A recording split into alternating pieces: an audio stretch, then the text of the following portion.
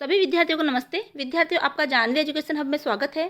तो इस वीडियो के अंतर्गत हम NIOS और Rajasthan state open school class 10th के अंतर्गत जो इंग्लिश विषय है, इस विषय का चैप्टर नंबर 4 पढ़ेंगे। इससे पहले मैंने 3 चैप्टर पढ़ा दिए हैं, तो आप उन वीडियो को देख सकते हो। और साथ में इसका क्वेश्चन आंसर है और चैप्टर समरी है, वो जानवी स्टडी हब पर करवाई हुई है, तो वहाँ से भी आप इसकी समरी है और इसके क्वेश्चन आंसर को देख सकते हो।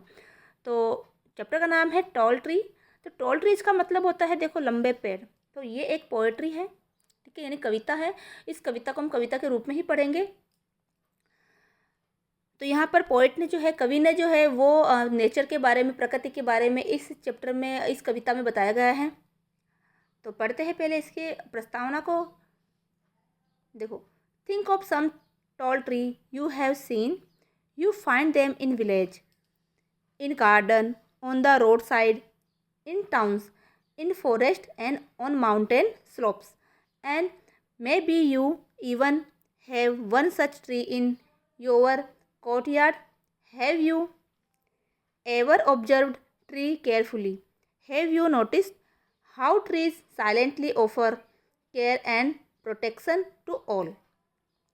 Read the poem to find out what the poet thinks of when he looks at all trees.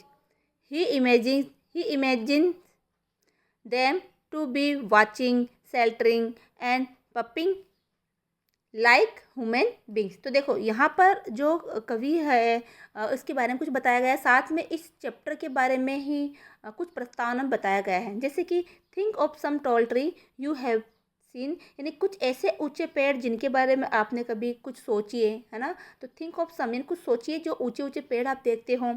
You find them in village, वो हमें कहाँ मिलते हैं? जो बड़े बड़े पेड़ हैं जिन्हें हम देखते हैं, वो हमें जो है, हमें मिलते हैं, कहाँ मिलते हैं? जैसे कि गांव, विलेज यानी गांव, इन गार्डन जो बगीचे हैं वहाँ पर, है ना। On on the road side, तो रोड की जो साइड है, सड़कों के किनारे है वहाँ पर, है ना। इन टाउन्स जो शहर है, वहाँ हमें ये बड़े बड़े पेड़ देखने को मिलते हैं।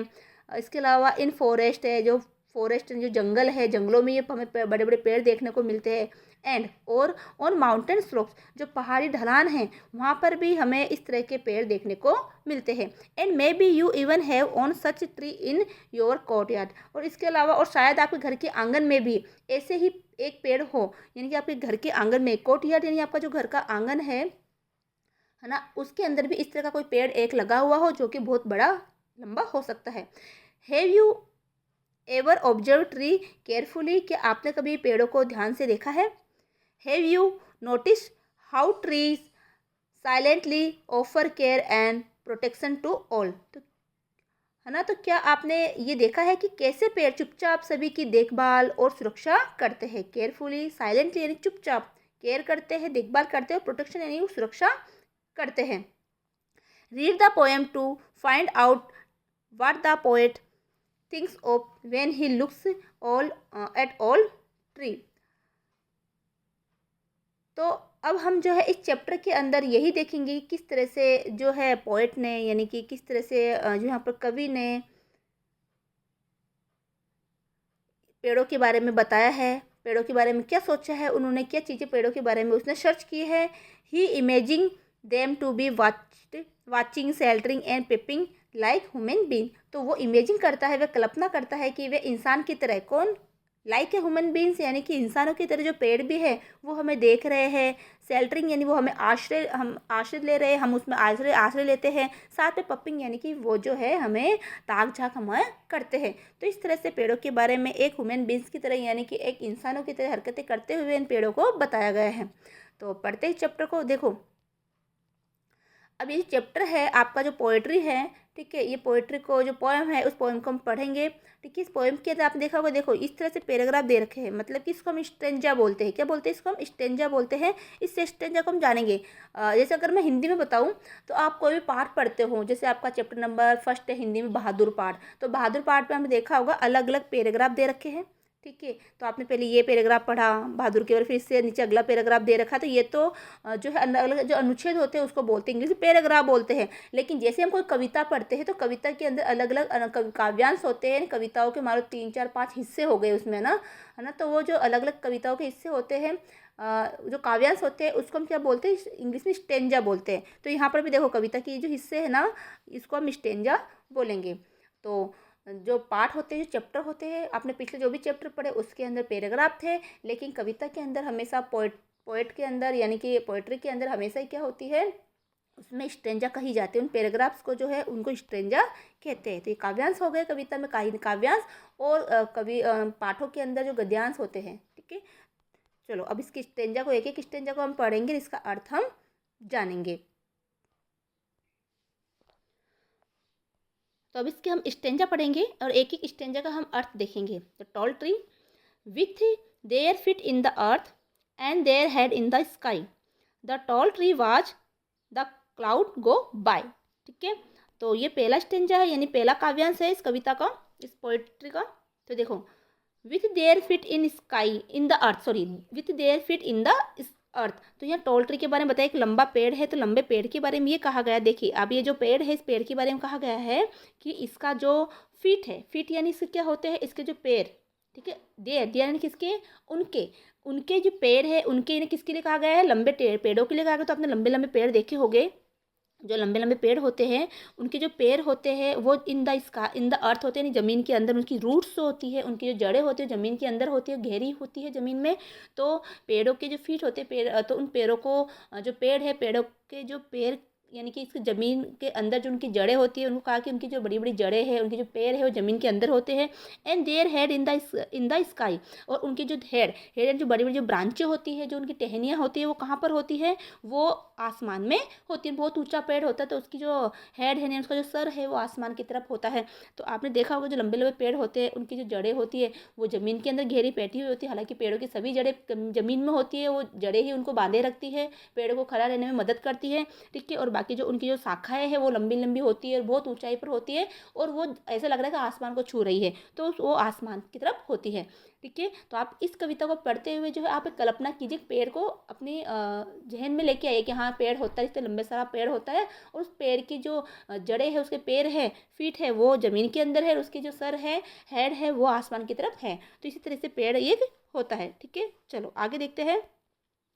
The tall tree watch the cloud go by. तो जो टॉल ट्री है वो क्या करता है, जो टॉल ट्री है वो, जो लंबे पेड़ है वो आसमान में क्लाउड को यानी कि बादलों को की गति को भी देखते रहते हैं। जो बादल जो इधर उधर आते जाते रहे, उनको भी जो टॉल ट्री है, लंबे लंबे पेड़ है, उनको वो देखते हैं। तो आपने देखा होगा कि जो बादल आसमान में होते हैं, तो ये कल्पना की गई है। देखो, फीट यानी कि पैर है ना, हेड यानी कि होता है सर, और देखना, वाचन देखना। देखो यहाँ पर पेड़ों को ऐसा बताया गया है, जो कि इंसान जैसी हरकतें करता है ना, वैसी हरकतें पेड़ों को करते हुए दिखाया गया है। तो यहाँ पर एक अलंकार दिया गया है, जो हिंदी में जिसको हम अलंकार कहते हैं। तो ये लिटरेचरी जो है साहित्यिक कुछ जो साहित्यिक विशेषताएं होती है इंग्लिश की, वो यहाँ बताई गई है। तो फीट यानी पैर। अब पैर तो इंसानों के होते हैं, लेकिन यहाँ पर पेड़ों को भी पैर बताया गया है। तो यहाँ पर जो पोएट्री है, इस पोएट्री के अंदर जो कवि ने यहाँ पर एक विशेषता बताई है पेड़ों की। तो पेड़ों को ही मानव की जिस हरकतें करते हुए बताया गया कि मानव के ना, पेड़ के जो पैर है वो ज़मीन के अंदर है, पेड़ों के जो सर है वो आसमान की तरफ है, पेड़ जो है बादलों को आते जाते देख रहा है। जबकि ये सारी हरकतें तो कौन करता है, इंसान करते हैं। इंसानों के पैर होते हैं, इंसानों के सर होते हैं, इंसानों के ही जो इंसान देखता है। तो इस तरह की जो एक है ना साहित्यिक विशेषता होती है, जो इस कविता में बताई गई है ना, कवि ने बताया है। तो वो होता है पर्सोनिफिकेशन। पर्सोनिफिकेशन का मतलब होता है कि मानवीकरण। ठीक है, जैसे कविता में मानवीकरण होता है, तो मानवीकरण क्या होता है, जो मानव नहीं है लेकिन उसको मानव की तरह हरकतें करते हुए बताया गया है। तो आप जैसे एक हिंदी में भी एक चैप्टर पढ़ोगे, अगर आपने हिंदी ले रखा है क्लास 10 के अंदर NS की, तो वहाँ पर आप पढ़ोगे, उसके अंदर भी एक है ना चैप्टर है, चैप्टर नंबर 14 है, बूढ़ी पृथ्वी का दुख है आपके। इसके अलावा ये चंद्रघिरा से लौटती बेर है। ये कुछ चैप्टर है जहाँ पर जो है प्रकृति को मानव की तरह हरकतें करते हुए बताया गया है। ठीक है, जहाँ मानव की तरह हरकतें करते हुए नेचर को बताया जाए, है ना, मानव की जैसी क्रियाकलाप करते हुए नेचर को बताया जाए, तो वहाँ पर पर्सोनिफिकेशन यानी कि मानवीकरण अलंकार होता है। चलो आगे देखते हैं। तो यहाँ पर जो नेचर है इस तरह की हरकतें कर रहा है कि पेड़ों के पैर बताए गए हैं, जो कि ज़मीन के अंदर है, यानी कि उसकी जो रूट है उसको पैर बताया गया है, और पेड़ों की जो बड़ी बड़ी शाखा है, ब्रांचेज है ना, उनको सर बताया गया है। और पेड़ जो है इधर उधर बादलों को आते जाते देख रहा है। When the dusk sends quickly the birds to rest, the tall tree shelter them safe in a nest. देखो वेन जब शाम होती है, डस्क यानी होती है शाम। जब डस्क होती है, शाम होती है, तो जल्दी से जो शाम है नेचर है वो बर्ड्स को जल्दी से रेस्ट करने के लिए पेड़ों के ऊपर भेज देती है कि अब शाम हो गई है, आप जल्दी से चले जाओ। तो कौन भेज रहा है? शाम भेज रही है। जो शाम हो जाती है तो अंधेरा होने लगता है, तो जो नेचर है वो जो खुद ही है वो जो पेड़ों को सॉरी ये पक्षियों को अपने घोंसलों की तरफ, पेड़ों के ऊपर घोंसलों की तरफ भेज देते कि अब रेस्ट करने के लिए आप चले जाइए।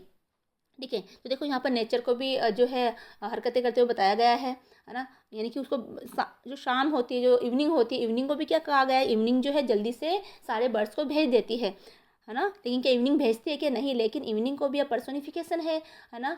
तो वहाँ पर मानव की तरह अलंकार है, तो मानव की तरह हरकतें करते हैं उनको बताया गया है। तो सारे आपने भी देखा होगा कि शाम होते ही सारे जो पक्षी हैं वो अपने अपने घोंसलों की तरफ आ जाते हैं। आसमान के अंदर बहुत सारे पक्षियों का झुंड उड़ता है शाम होते ही, वो अपने अपने घोंसलों की तरफ, पेड़ों की तरफ जाकर शरण लेने लगते हैं।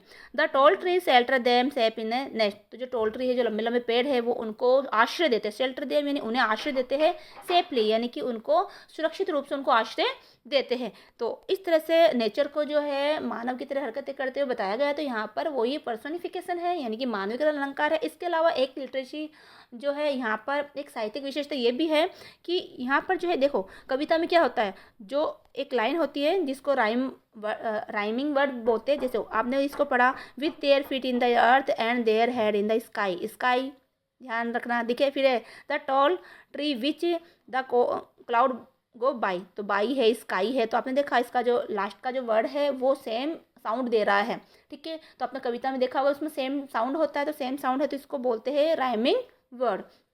यहाँ पर भी देखो रेस्ट है, नेस्ट है, तो जब हम इसको पढ़ते हैं तो लास्ट के जो वर्ड होते हैं वो सेम सेम उस लाइन के होते हैं। तो ये जो लाइन है वो यहाँ से लेकर यहाँ तक दी गई है, ये लाइनिंग यहाँ से यहाँ तक है, ये यहाँ से यहाँ तक है। तो लास्ट में इसकी जो वर्ड है उसकी जो साउंड है वो सेम रहेगी। तो ये भी एक साहित्यिक विशेषता है।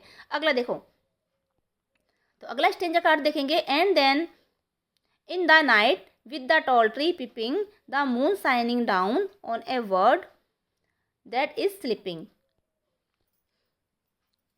तो यहाँ पर ये बताया गया, देखो अपन ने जो है यहाँ पर फर्स्ट वाला जो है उसके अंदर हमने टोल ट्री यानी कि पेड़ों के बारे में कोई बेसिक जानकारी ली थी। उसके बाद में सेकंड वाले स्टेंजा के अंदर हमने शाम का दृश्य देखा था कि शाम को किस तरह से जो ये शाम है वो किस तरह से बर्ड्स को यानी कि पक्षियों को अपने रेस्ट करने के लिए अपने घोंसलों की तरफ भेज देती है, और टोल ट्री जो लंबे लंबे पेड़ है वो उनकी सुरक्षा करते हैं। इसी प्रकार हम देखेंगे अब नाइट का सीन है, यानी रात का दृश्य है जो कवि ने यहाँ पर बताया गया है। तो रात के दृश्य में क्या होता है कि and then in the nights with the tall tree peeping. तो देखो जब रात हो जाती है तब जो है जो पेड़ है, जो लंबे लंबे पेड़ है वो पिपिंग करते हैं, यानी कि लुक्का छुपी करके देखभाल करते हैं।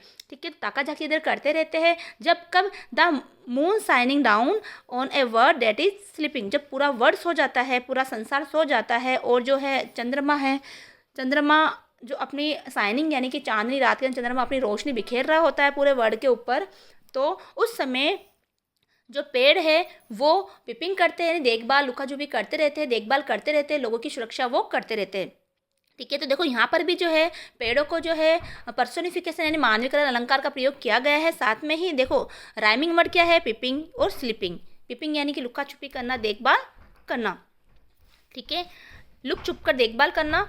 इसके अलावा ठीक है, लुक छुप कर देखना। इसके अलावा स्लीपिंग का मतलब होता है यहाँ पर सो जाना। तो जब पूरा संसार सो जाता है तब टोल ट्री रात के अंदर जो है पेड़ जो है वो चांदनी रात के अंदर से पूरे संसार की वो देखभाल करते रहते हैं। तो इस तरह से यहाँ पर मानवीकरण अलंकार यहाँ पर किया गया है। एक सुंदर सी राइम को जो है कवि ने प्रस्तुत किया है। तो उम्मीद है कि यह कविता आपको समझ में आ गई होगी। इससे संबंधित जो सारांश है वो हम अगले वीडियो में जानवी स्टडी हब पर लेकर आ जाएंगे। साथ में ही इससे संबंधित जो क्वेश्चन है वो भी वहाँ पर लेकर आएंगे। तो यहाँ पर पूरे नेचर के बारे में बताया गया है। ठीक है, पहले स्टेंजा के अंदर